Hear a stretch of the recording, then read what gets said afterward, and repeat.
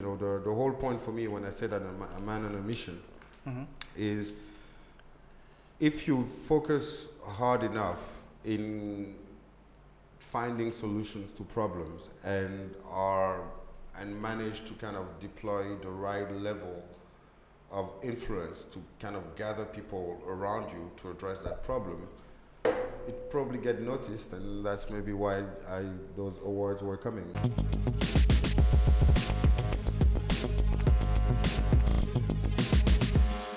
Hi friends, for today's BFN we'll have a very special guest from Cameroon. He's a multi-award winner and was recently ranked in the top 30 of the most influential people in the blockchain industry. And he's also the founder and CEO of Ubuntu Tribe. So let's welcome Mamadou Kwidjim Toure. Good evening, Mamadou.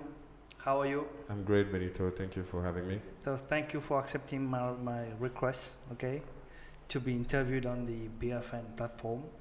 So I will put a direct question to you. Sure. Who is Mamadou Kwidjim Toure? Thank you. That's a very good question. So Mamadou Kwidjim Toure is an African at heart. Right. With a human dream. Which is to make this world a better place, and I would say a man on a mission.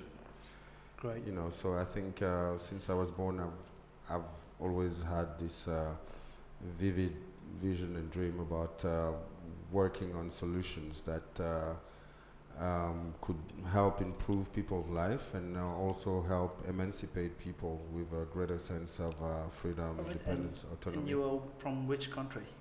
I'm from Cameroon. Okay, and you have been working mainly in Africa or outside Africa? I've been working mainly in both. All right. So I would say I've done the largest part of my career. I started my career in France, in Paris, when with KPMG. I was born in Cameroon, right? Okay. And I grew up there, I think, around 9, 10-year-old, somewhere around those dates. I moved to France. My parents were immigrants. Okay. And my dad actually arrived in France earlier than us.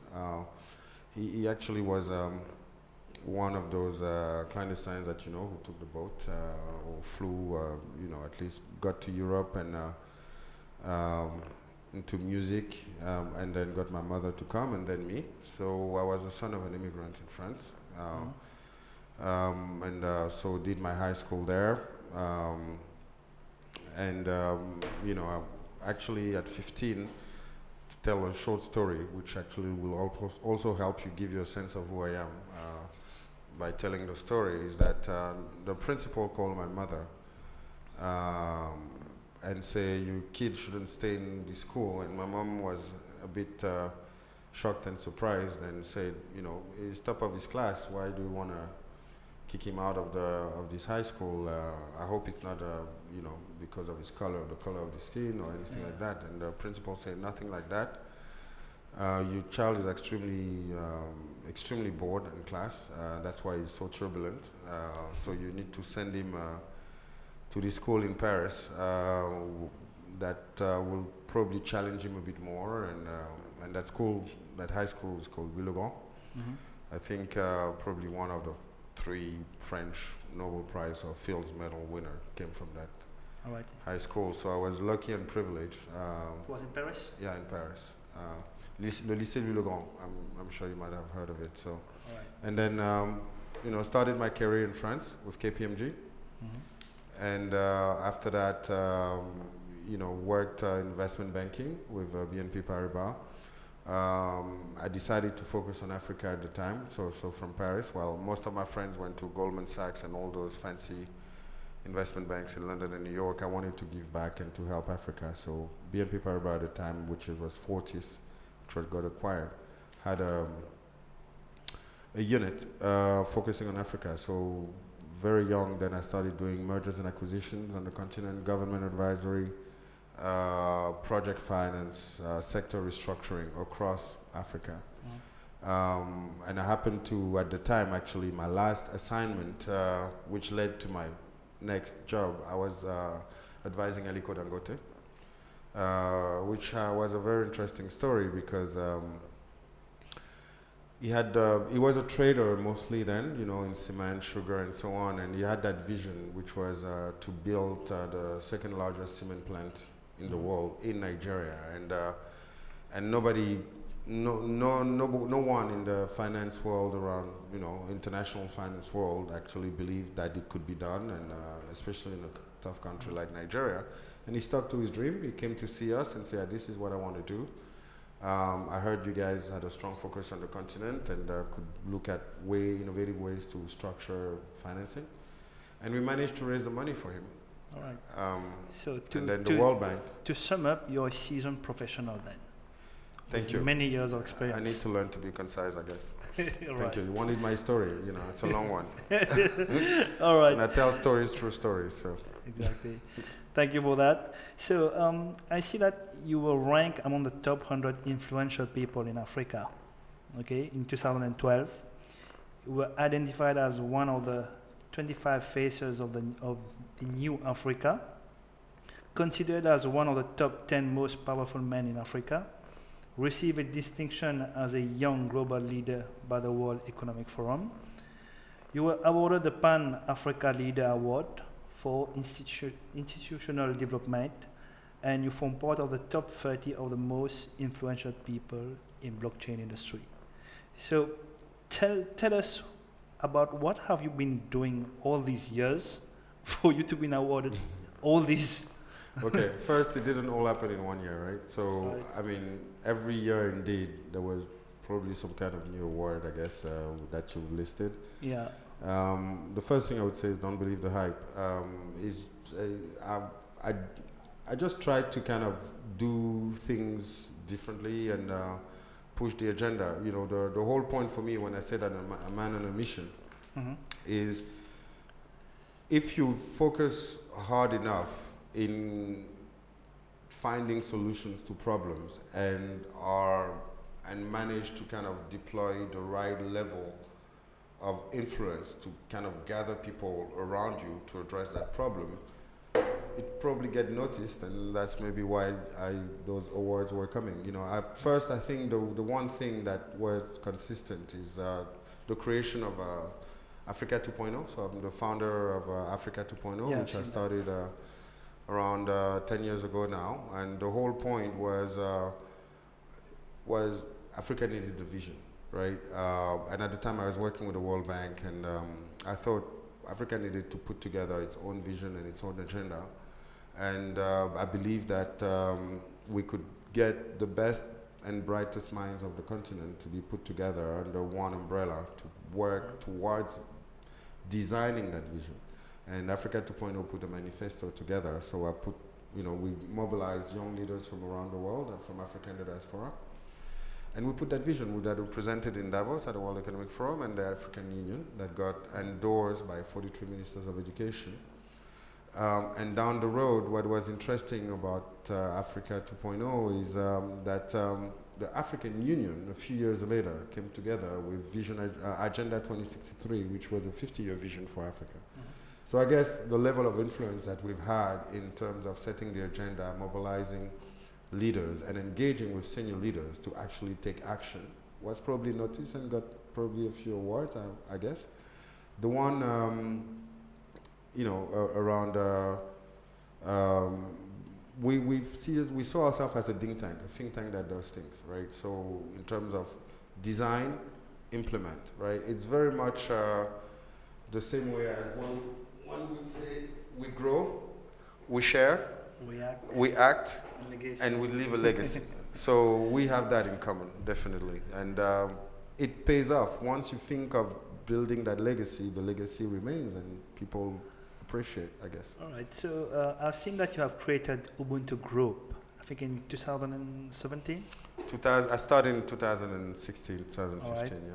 Yeah. Okay. So the Ubuntu Group ultimately came from this understanding after so many years, working for some of the largest companies or institutions around the world, I realized that the system was broken, especially the world of finance needed a different approach and a more inclusive ways to redistribute wealth that could help people emancipate, right? So the whole point of starting the Ubuntu Group was to kind of embrace this finance, not just with the usual financial return, but a new ways of financing and that would combine financial and social return.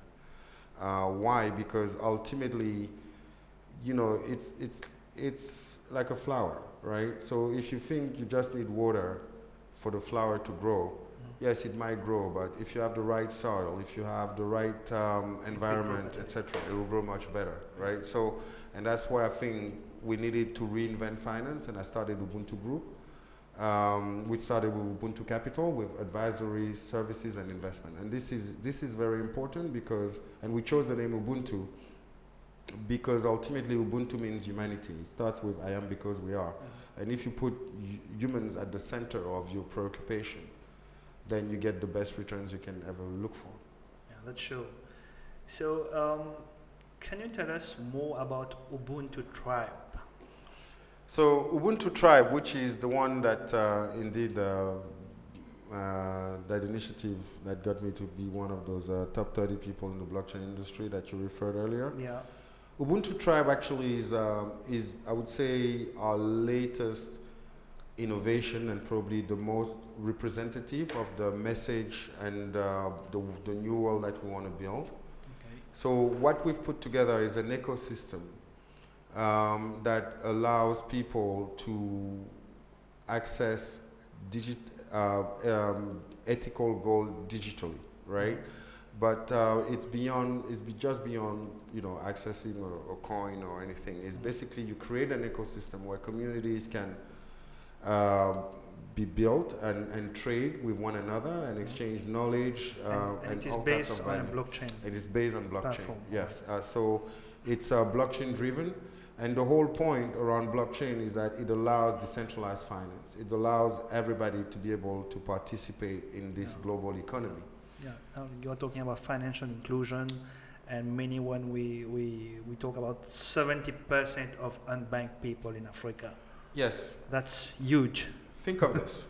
Africa has been tagged as poor for so many decades, right? But at the same time, everybody knows Africa is wealthy, right? Especially in mineral resources, you name it, gold, cobalt, oil, you name it, right? So what about making those mineral resources a currency? Instead of having, you know, Mauritian rupee or Kenyan shilling or Nigerian naira that you can't use anywhere, but you still sit on so much wealth, right? So you use the wealth under your soil as a currency and as a means of payment, right? Store of value, medium of exchange, and unit of account. Suddenly you change the whole dynamic. So the 800 million unbanked people on the continent now have a means to transact and to build wealth. Let's come to my next question. Why should Africa people adhere to your project? What are the reasons, the advantages? Basically, we're leveraging on technology to reestablish the real definition of wealth. So as an African, if you want to escape the poverty trap, you have this unique opportunity today to leverage on technology to redefine what wealth is. Think of this. When Africa introduced mobile phones, we even went further and invented mobile banking and mobile money. I made the first investment in the world in mobile money, mobile banking. That was 15 years ago. And I could see the trend. Africa can leapfrog. Today, we have that very unique opportunity through blockchain to leapfrog again, where we redefine wealth and where we redistribute the cards. And that's a fundamental shift in the history of the African continent that we can't afford to let go. Think of this. You know, what is interesting with Wakanda 4.0, right, is that the story of Wakanda, if you look at it very closely, what made Wakanda Wakanda is the vibranium. Exactly. Right? And vibranium led to what? To technology that made it one of the most advanced civilizations in the world. Yeah. We are at that time in global civilization today. We have the opportunity to create and leverage on our vibranium. That's why Africans have to get on the bandwagon. We may not have a second chance to seize this kind of opportunity very soon. Let's talk about Ubuntu coin. Okay, it is an asset back. It is backed by gold. Tell us more about this. How this is being done. So we have two tokens, right? We have GODL, which is a 100% gold-backed asset, digital asset, right? That is basically 100% pegged to gold. So the value of GODL is attached to the value of gold, and you can use it to, as a store value medium of exchange. You can trade, and we're working also on making it being accepted by large retail organizations so that people can actually use it to transact and allow really Africans to get into the global economy through that, right? And not just Africans, anybody in the world that would want to have a chance to use it.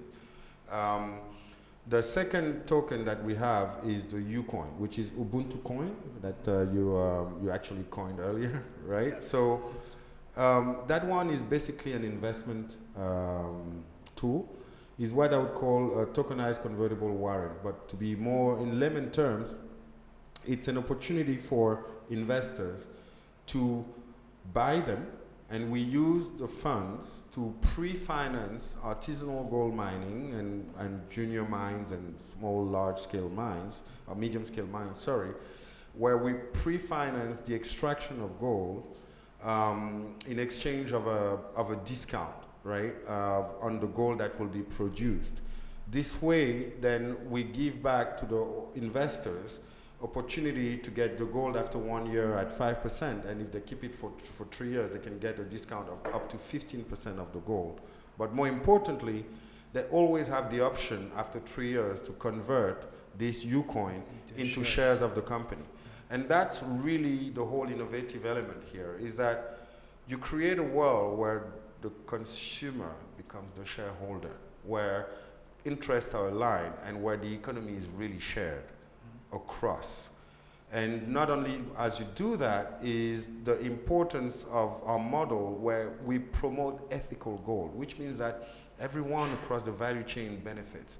We have a unique technology today that led us to do a JV in Africa where we can help mining companies, gold mines, extract up to 10% more of the gold without the use of mercury. And as you know, mercury is what really mess up our soils and pollutes, etc. And that's a game changer because it affects the health of the miners also. So we have a way not only to create wealth, but to do it in a clean way and in a sustainable way. In addition to that, our business model is based on transaction fees. So when people transact, we apply 1.6%, right, of the transaction fee. But we use 10% of those transaction fees to reinvest in local communities in terms of building hospitals, schools, etc. And within that 10% also, a portion goes to the Ubuntu Foundation, which is the larger shareholder of the Ubuntu Tribe. And as this is done, the game changer, therefore, is that everybody owns that economy. It's a wealth creation model with a high social impact, and also that empowers people to make a difference locally. Yeah. Beyond that, the other portion of the transaction fees that we reallocate goes to effective communities where the transactions were initiated. Let's say, in Port Louis, for instance, in Mauritius, let's say there's a volume of transaction that was done, then a portion of those transaction fees remain with the Port Louis community that has been transacting for them to decide where they want to have an impact, right? If they want to improve the school here or the hospital, so they have the power to effectively make a difference collectively where transactions are being emitted from. And this is a game changer in terms of the way we see society, right? Where we give back in the hand Give back to society. Yeah, the society, the possibility to make a difference where it matters to them. All right, thank you for that. So I will thank you for being present today and being interviewed by me. And maybe an ending note. No, first I would like to thank you for having me today. I think what you guys are doing is fantastic. It's a great concept, and I'm also very, very pleased to discover how dynamic Mauritius is around those topics, and how advanced also you are into anticipating where the world is going. And thank you. It's highly encouraging. And maybe a message to Africa. If you want to go fast, go alone. If you want to go far, go together. That's great. And Wakanda forever. Wakanda.